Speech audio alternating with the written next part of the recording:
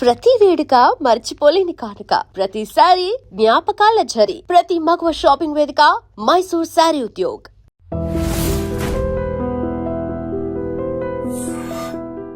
వర్మగారు, ఇప్పటికీ మీ ఇంట్లో వాళ్ళు ఎన్ని సందర్భాల్లో మాట్లాడినా మీరు ఒక చాలా దేవదూత, మీరు భూమి మీద పుట్టిన అవతార పురుషుడు, లేకపోతే ఇంకేదో భగవద్గీతని మొత్తం ఒక శ్రీకృష్ణుడు, ఈ టైప్లో మాట్లాడతారు మీ ఇంట్లో వాళ్ళు.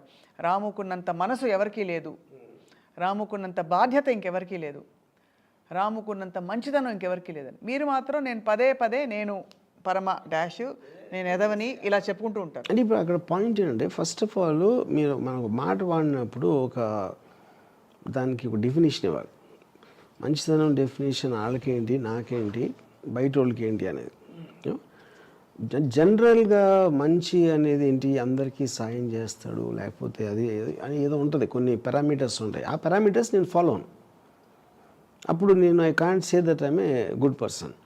ఏది తప్పు అనుకొని నేను ఎంబ్రేస్ చేస్తాను, నేను అవుట్ ఆఫ్ మై వే వెళ్ళి దాని గురించి సపోర్టింగ్గా మాట్లాడతాను. అలాంటప్పుడు నేను మంచి ఉన్నా చెడు ఉన్నా అంటే, అప్పుడు ఎవరికైనా అంటే మంచి చెడు అనేది వాళ్ళ రిలేషన్షిప్లో ఉంటుంది. అమ్మతో నా రిలేషన్షిప్కి మీతోటి, లేకపోతే ఎవరితోటి రోడ్డు మీద వెళ్ళి ఎవరితోనో ఇంకెవరితోనో అందరితో వేరువేరుగా ఉంటుంది. వాళ్ళకు కూడా నా గురించి వేరుగా ఉంటాయి అభిప్రాయాలు. అప్పుడు డైరెక్ట్గా నేను ఇంట్లో వాళ్ళతో ఎలా బేసి, ఫర్ ఎగ్జాంపుల్ నేను మామూలు ఏమంటుందని, ఇప్పుడు నేను చాలా రేర్గా కలుస్తాను ఫ్యామిలీని, అసలు చాలా రేర్. అది ఎందుకంటే నాకు కామన్ టాపిక్ ఉండదు మాట్లాడటానికి. నేను ఎంతసేపు ఎవరితో కలవాలనుకుంటా, ఎక్స్ట్రీమ్ పీపుల్, వాళ్ళు క్రిమినల్స్ అవ్వచ్చు, కాప్స్ అవ్వచ్చు, లేకపోతే ఎవరో పొలిటికల్ లీడర్స్, లేకపోతే ఒక విపరీత మనుషులతోటి నాకు వచ్చిన ఎక్సైట్మెంట్ మామూలు మనుషులతో ఉండరాదు నాకు. అప్పుడు ఇప్పుడు అమ్మతో కానీ మా ఇంట్లో సిస్టర్తో మాట్లాడటానికి నాకు టాపిక్ దొరకదు. ఎందుకంటే వాళ్ళు ఉన్న ప్రపంచం వేరు, ఒక కనెక్షన్ లేదు నాకు, దానికి ఒక కామన్ సబ్జెక్ట్ అనేది చాలా కష్టం. అప్పుడేంటి, నాకు జనరల్ ఎమోషన్స్ అసలు నేను పట్టించుకున్నాను. ఆడేంటి ఇలా అయిపోయాడు అంటే, ఇప్పుడు ఎవడ మానాడు పోతాడని ఫిలాసఫీ ఉంది కాబట్టి వాళ్ళకి ఇంటరాక్షన్ ఉన్న వేరే మనుషుల గురించి కూడా నాకు ఇంట్రెస్ట్ ఉండదు. మా అయితే 10 నిమిషాలు 15 నిమిషాలు వాళ్ళు ఏంటి వీళ్ళేనా నాకు అయిపోతుంది, టాపిక్ అయిపోతుంది అంతే. దాని తర్వాత నాకు ముందుకి, ఫర్ ఎగ్జాంపుల్ ఈ మధ్యన నా డాటర్కి తను ఇక్కడ 45 days ఉంటే నేను 10 minutes కలిసాను. ఇది హైదరాబాద్లో ఉంది తను. ఆ 10 minutes కూడా నాకు ఏం మాటలు తెలియదు. అది అప్పుడు ఏంటంటే, అలాంటి ఆస్పెక్ట్ ఉన్నప్పుడు ఎవరు అలా చేయరు. అంటే ఇప్పుడు ఫ్యామిలీస్తో అంటే సాటర్డేస్ అంటే ఫ్యామిలీతో కలుపుతాను, మంచి భోజనం పెడుతుంది. ఇప్పుడు నాకు భోజనం ఇష్టం ఉండదు, అదొకటి. మళ్ళీ సో భోజనం లేకుండా, మాటలు లేకుండా ఇంకేం చేస్తాం, మళ్ళీ అదొకటి. డ్రింక్ అయినా కూడా టాపిక్ ఉండదు కదా. సో అప్పుడేంటి, నేను రూట్లెస్గా ఉంటా. ఎందుకంటే నేను మొహమాటం కోసం ఏం చేయను ఇప్పుడు, మొహమాటం కోసం ఏం చేయనప్పుడు. అందుకని ఏంటి, నేను ఫస్ట్ నుంచి అలా చేశాను కాబట్టి వాళ్ళు కూడా అది మర్చిపోయారు, అది అలవాటు అయిపోయింది. అప్పుడు నేను చాలా తక్కువసేపు ఉంటాను కాబట్టి వాళ్ళు మంచిగా అనుకుంటారు నన్ను. అది నా నిజస్వరూపం అని చూడాలి. అది అంటే నిజస్వరూపం అంతకంటే ఉంటుంది, అట్మోస్ట్ ఎమోషన్ రియాక్షన్ షాట్స్ ఉండవు అంతే కదా. సూర్యవతి గారు, చాలా సందర్భాల్లో రామగోపాల్ వర్మ గారు నాకు ఎమోషన్స్ లేవు, ఉండవు అంటారు. మీరు నమ్ముతారా? 100% రాంగ్. అది ఎలా అంటారు, డంకా చెప్తారంటారు, అలా చెప్తున్నాను. ఇప్పుడు నేనేంటంటే, నేను ఎప్పుడు కూడా ఎమోషన్స్ లేవని చెప్పలేదు, ఎమోషన్స్ కంట్రోల్ చేస్తానని చెప్పాను. చాలా డిఫరెన్స్ ఉంది దానికి దీనికి. అంటే డీప్ గా ఫీల్ అవుతారు కానీ దాన్ని తొక్కేస్తారు పాప అక్కడ, అంతేనా? నో, అది I try to understand the emotion. మీరు అండర్స్టాండ్ చేసుకున్న దేనికి మీరు భావోద్వేగం పొందరు. ఇప్పుడు నాన్నగారు చనిపోయినప్పుడు ఎప్పుడే అడగలేదు. ఎప్పుడు అలా 7 ఏళ్ల వయసులోనే, అమ్మ నువ్వు నన్ను ఎందుకు కొడుతున్నావు అంటే, వేరే ఏదో పెట్టుకున్నావు అన్నాడు. అప్పుడే అర్థమైపోయింది, తప్పు నీది కాదు కానీ కళ్ళల్లో నీళ్ళు కూడా రాలేదు. సో ఇప్పుడు ఇక్కడ ఏంటంటే పాయింట్, మీకు లాజిక్కి ఒక ప్రాక్టికల్ అప్లికేషన్ ఉండదు.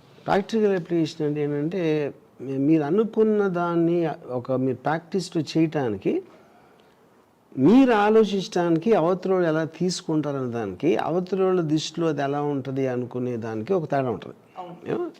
సో దాంట్లో ఏమైంది, నాకు మా ఫాదర్ పోయినప్పుడు నేను ఇమ్మీడియట్గా నా ఫస్ట్ రియాక్షన్ నాకు తెలిసినప్పుడు నా ఫస్ట్ రియాక్షన్ అమ్మ. ఇది అమ్మకి ఎలా చెప్పాలి అప్పుడు నేను ఎక్కడ ఆ టైంలో ఒక ఎస్టీడీ బూత్ ఉండేది, సెల్ ఫోన్స్ ఆ టైంలో. ఎస్టీడీ బూత్లోంచి ఫోన్ చేసి అక్కడ చెప్పాడు నాకు, నా ఫాదర్ ఎక్కడో భీమవరంలో ఆయనకు హార్ట్ అటాక్ వచ్చింది ఇంట్లో. కానీ ఏంటి, అది మా సిస్టర్ విజయ నన్ను నిద్రపోతూ ఉంటే లేపింది. బుజ్జి ఫోన్ చేసాడు అర్జెంటుగా నీతో మాట్లాడాలని. సో నేను ఆ బుజ్జి అంత క్లోజ్ కూడా కాదు నాకు, నిద్ర లేపి ఎందుకు చెప్తాను, వెళ్ళి నేను మాట్లాడితే పక్కన ఎవరైనా ఉన్నారన్నాడు. సో అక్కడ అమ్మకి విజయకు డౌట్ వచ్చింది, ఏంటి బుజ్జి రాముతో ఇంత అర్జెంటుగా ఏంటి పని ఏడుతో అని. సో అప్పుడు నేను వెళ్ళి బయట నుంచి ఫోన్ చేసి తెలిసాక నేను వెనక్కి వస్తా ఉట్టి అమ్మకి ఎలా చెప్పాలని ప్రాక్టీస్ చేస్తున్నాను. ఇక్కడ వచ్చేసి నేను గట్టిగా నాన్న అంటే చాలా క్యాజువల్గా చెప్పాను, నాన్నగారికి ఏదో చిన్న గుండె నొప్పి వచ్చిందంట, నేను ఇక్కడికి తీసుకొచ్చేయమని చెప్పాను నాన్న. దానికి అమ్మ అంటే షీ వాజ్ సస్పెక్టింగ్ ఏదో జరుగుతుంది. ఎప్పుడైతే నాన్న పేరు చెప్పానో షీ కొలాప్స్. అక్కడి నుంచి నేను ఇంకా పెద్ద డ్రామా ఆడేసి ఎవరు ఇంటికి రావద్దని చెప్పి అది చెప్పి ఏదో అంతా చేసాను. దీని మొత్తంలో నేను అసలు మర్చిపోయాను. నేను ఎంతసేపు అమ్మకి ఎంత కేర్ఫుల్గా చెప్పాలి, ఎలాగ రివీల్ చేయాలి అనే ఒక స్క్రీన్ ప్లే రాయటంలో బిజీగా ఉన్నాను నేను బేసిక్గా. అయిపోయిన తర్వాత ఒకసారి బాడీ వచ్చేసిన తర్వాత నేను వెళ్ళి అంటే మనం తన హ్యాపీ మూమెంట్స్ని గుర్తుపెట్టుకున్నాం. ఇప్పుడు ఆయన ఫోటో పెట్టి ఇక్కడ దండ పెట్టి ఆ 11వ రోజు ఇవన్నీ మాత్రం దయచేసి చేయొద్దు. దీనికి ముందేంటి మా ఫాదర్ ఏమో ఆయన బాడీని డొనేషన్కి ఇవ్వాలి, ఐస్ డొనేట్ చేయాలి ఏదో చెప్పారు. ఇప్పుడు ఆ టైంలో nobody wants to see that. అంటే ఇప్పుడు మనం నిన్నటి వరకు మనతో ఉన్నప్పుడు నేనేమో నాన్నగారు కోరారు కదా, అది ఎలా మనం అవాయిడ్ చేస్తాం అనే దాంట్లో కొంచెం ఆల్మోస్ట్ ఫోర్స్ఫుల్గా మాట్లాడాను. అప్పుడు అమ్మ ఏడుస్తా నీ ఇష్టం అన్నట్టు అన్నాడు.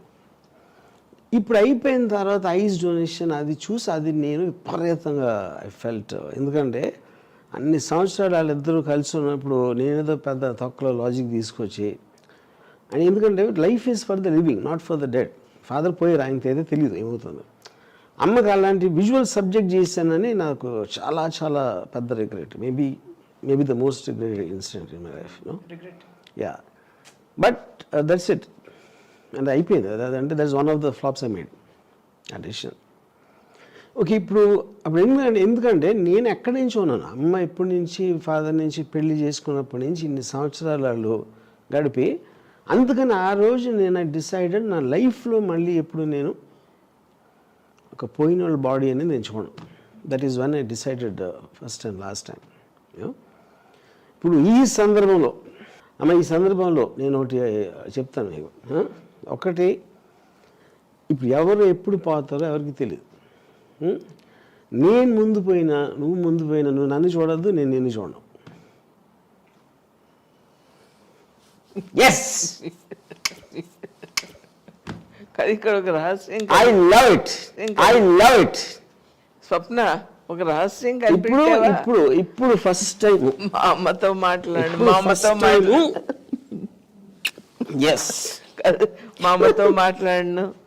మా అమ్మ నేను 6 నెలలు అయింది అంటాడు. అవన్నీ ఏంటి మేము తలుచుకోవడం కదా.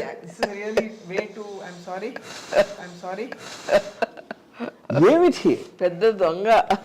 ఓకే, తనకు తానే బయట పెట్టేసుకున్నాడు. ఇంతకన్నా అండర్స్టాండింగ్ ఉంటుందా? ఉండదు. యా, కాదు 20 ఏళ్ల కొడుకు. కానీ ఇది గుర్తుపెట్టుకోండి, అమ్మ 100% పాటిస్తుంది, నాకు తెలుసు. అది 20 ఏళ్ల కొడుకు చెప్పడం వేరు స్వప్న. 20 ఏళ్ల కొడుకు మా అమ్మ ఇష్టం, మా చెల్లెలు ఇష్టం, మా తమ్ముడు ఇష్టం అంటాడు. సరిగ్గా 4 ఏళ్ళ మారిపోతాడు. దానికి ఆ చెల్లెలకి ఏమి ఇచ్చేస్తున్నారో అని చూస్తుంటాడు అమ్మ. అలాంటిది ఈ పిల్లోడు అసలు 20 ఏళ్ళ వయసులో ఏ ప్రేమ ఉందో కుటుంబం అంటే ఇప్పుడు కూడా అదే ప్రేమ.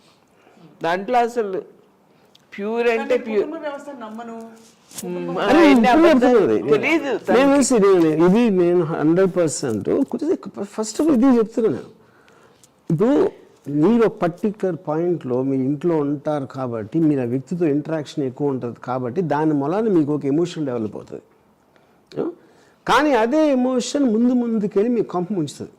ఎందుకంటే ఆ రిలేషన్షిప్స్ మూలానే మీకు అవన్నీ ఒక జైల్లాగా తయారవుతాయి. ఇది అవ్వట్లేదని బాధపడి ఆడలా అయిపోయాడని ఇది అయిపోయి ఇలా నన్ను అన్నాడు అని ఇదంతా కూడా ఫ్యామిలీ ఆస్పెక్ట్ అనేది అసలు అవుట్డేటెడ్ సిస్టమ్. అది ఇప్పుడు నేను చాలా స్ట్రాంగ్గా నమ్ముతాను. ఆ కాన్షియస్నెస్ అనేది ఏది